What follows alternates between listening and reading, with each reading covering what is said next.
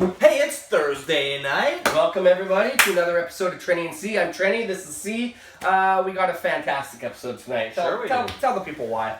Because we have 1792 small batch bourbon. It's a Kentucky straight bourbon.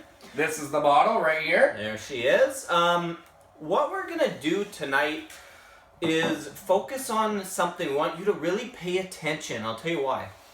There's a thing out there called subliminal messaging. I'm sure you've all heard of it. Yeah. You've all heard of it. But the lifeblood of every YouTube channel is subscribers. Absolutely. So we constantly have little messages, subscribe, click to subscribe, we wish you'd subscribe, all this stuff. So we're actually going to try something a little bit different in this episode.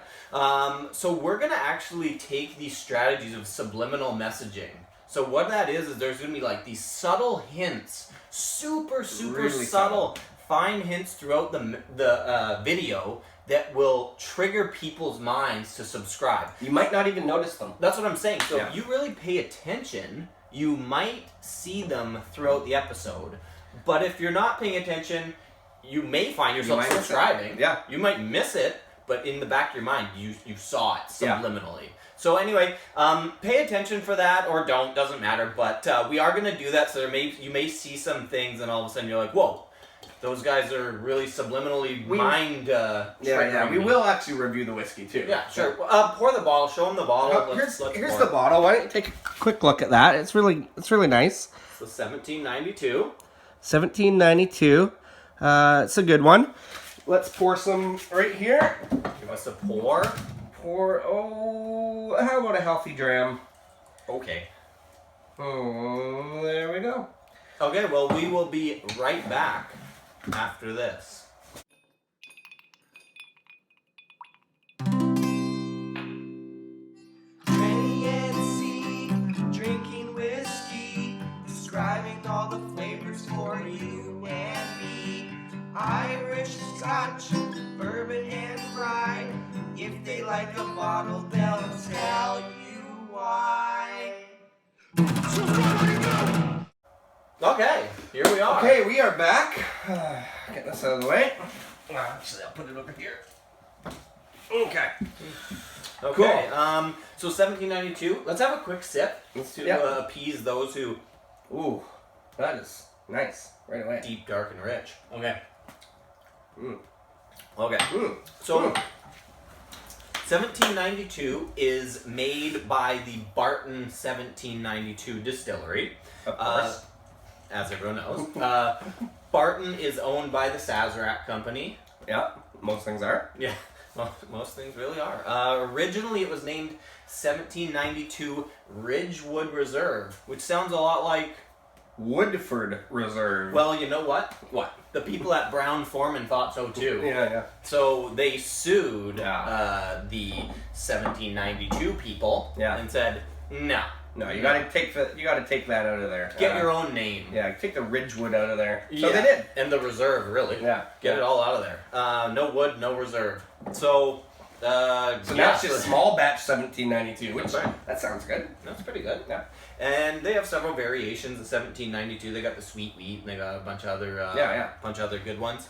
And 1792 was the year that Kentucky gained statehood, and that is the significance of the date. It's not a batch or a mash bill that's been in continuous operation since then or something like that. Yeah. Okay. It's actually just a specific date. They're making a nod to that. Subscribe. So one thing about this guy is the mash bill is quite nice. It's a 20% rye mash bill. That's a bit high rye. It's a little higher rye. Obviously, to be a bourbon, it has to be 51% corn, so it's at least that. Mm-hmm. There's no age statement, but it is rumored to be around 8 years old. You can buy this in Canada for about $50 and the US for about $40. So actually pretty decent prices. Very reasonable. Maybe even less than the United States. And all in all, pretty reasonable and good because it's also bottled. Did I say what it was bottled at? 46.85% alcohol.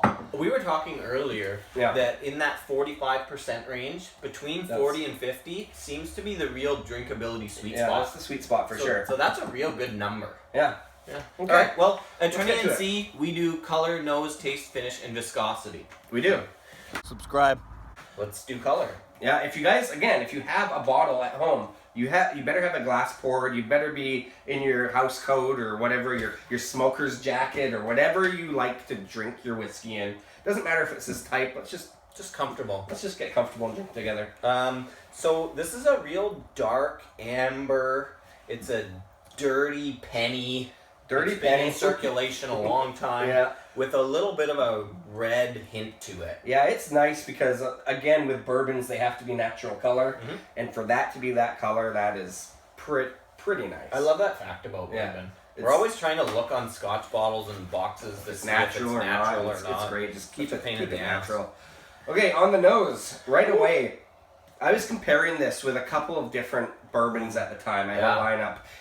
Me too. I took about probably 45 minutes just nosing the bourbons. Mm-hmm. And every single time I got to this one, it was just like, oh, it made me want to drink it. It really just made me want to drink it so badly. And it was the one that was like the mouth-watering kind of tease, this one. So it's really rich, really creamy, really dense. That's the word that I put really down. Dense. Dense. There's a weight to it. There's a power to it. There's so much going on in the nose here. It's heavy. There's toffee. There's coffee. Yeah. It's dark, rich. There's even a bit of I put it stout. Like a little bit of beeriness to it. It is. It's like the Guinness of bourbon kind of thing. But it also, on the sweeter end of things, it also has this kind of like chocolate covered jujube. Oh. If you've ever had those, it kind of has that almost like Turkish delight kind of nose to it. Yes, it does. And it smells. I hate to use this word, but it smells elegant. Like, even the bottle kind of looks like a cologne bottle. Like, you should be dabbing it on your neck before you go out. You should be. Yeah. Depends where you're going. But I think it would go, like, just on the nose alone, it smells like it would go well with, like, a nice, rich chocolate dessert kind of thing. It's a dessert. Subscribe. I also have just the tiniest hint of banana in there, too. Oh, yeah. Which is probably the white American oak, virgin casks kind of thing. Great nose. Real great nose. Little cherry cola thing. Okay, let's move on to taste. Yeah. Everyone wants to see us taste it. Here we go. I'm met with charred oak up front. Yeah, it is. It is oaky. It is a little dry at the front of it, but it does sweeten up significantly. It has a little bit of spice, I think, from that 20% rye mash bill. Burnt sugar, toffee kind of thing going on. Those rich, creamy flavors. One of my tasting notes is gout-inducing. Gout-inducing. If you don't have gout now, have a bottle of this and you'll be set straight. Look it up. Check it out. It's great. In other words, it's very like rich in tannins, like the same kind of thing as like a rich red wine is kind of in there. So that's an odd taste. I don't know where to go from there, but well, I think because what I thought of it as another note too is it's like meaty, like barbecue meat. I don't know. It's beefy. It's beefy, but it's rich and it's elegant and it's really nice. I was quite surprised at this, and for it being 46.85% alcohol, it's not like it blasts you in the face with alcohol. That being said, though, I do have a bit of a methanol alcohol note in the nose and on the palate, but not overpowering. You're right. It's there, like 46.8, you know it's there, but it's still super drinkable. I like to add a little bit of water to it, and I'm going to just a drop or two. That's a little bit more than a drop, but hey. It opens it up. This one gets a little bit of a cherry cola kind of note, vanilla cherry cola note on the nose when you put water in it. The last tasting note that I had was walnut. A little bit of walnut. There's that walnut. Adding that water just now, it didn't dilute it. And I put like about 10 drops in. Yeah, that's a thick, meaty. Yeah, it's a thick, meaty. It makes it. It's like adding barbecue sauce to your steak. Finish. Well, it does have that long kind of rye spice to it on the finish. I'm finding right now specifically. You know what I got as a finish note, which I don't even remember writing this, but it makes sense, was sweet vermouth. Oh, yeah. Because of the spiciness, I think. Yeah, for sure. It would, sweet red vermouth, like almost like something... spiciness of like it. something that, Manhattan, like an aftertaste of a Manhattan. That's what I'm saying. Yeah. Okay. That's what I'm saying. And viscosity is very much, it's rich, it's dense, it's everything. It's almost grainy. Yeah, it's like chalky. Yeah. Yeah. On the finish, though, just back to finish, and we jumped up to viscosity there for a second, but I also have dark chocolate on the finish. Yep. That goes along with that chalky kind of thing. And here's an interesting thing. This is just kind of something that popped into my mind. It's a bit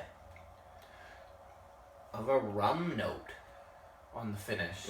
You know, kind of like that sugariness. Yeah, and that like kind of, the brown sugary. That specific kind of flavor that rum has. Almost like that rum aftertaste. Yeah. So the sweetness. Too. Yeah, but in a good way. Not everyone's a rum drinker. No. I'm not talking about Bacardi. I'm talking about more like a Florida Cana. Yeah. But and you know, rum is a pretty natural progression from bourbon, or vice versa. Rum drinkers might want to try some bourbons. Yeah. Anyway, okay, should we score this guy up? Do it. I think so far I was very surprised with the price and everything on this one. So I gave it a 28.29. That's a great score. And you gave it a 26.75. Okay. Which luckily we even out each other's like enthusiasm or not for a product, and it came out to 27.52 on our scale. We'll put that up on the board. It's right in the middle of our middle of the scoreboard. I'll be honest, we've kind of run out of room here on our board, so we're gonna get a new thing going in the next little bit. We may have to strip the board and just start over. Yeah. Just so people can see.